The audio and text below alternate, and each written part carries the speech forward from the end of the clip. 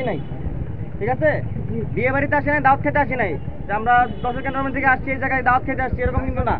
আমরা যেহেতু এই জায়গায় আসছি, সুতরাং এই জায়গায় যদি একটা বিড়ালও মারা যায়, কাকও মারা যায়, ওটা রেসপন্সিবিলিটি আমার, বুঝা গেছে?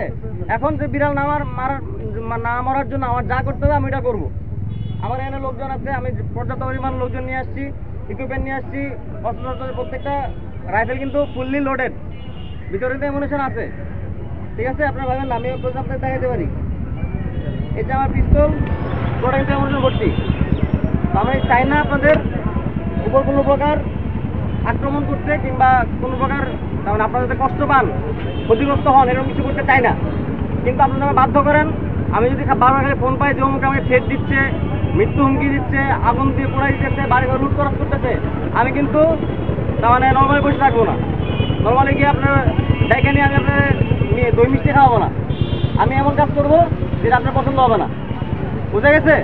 এরকম যদি যাতে না হয়, আপনারা যারা নর্মাল সাধারণ মানুষ আছেন, এই ক্যাটারগঞ্জ থেকে কিন্তু সবকিছু হয়, হেডকোয়ার্টার।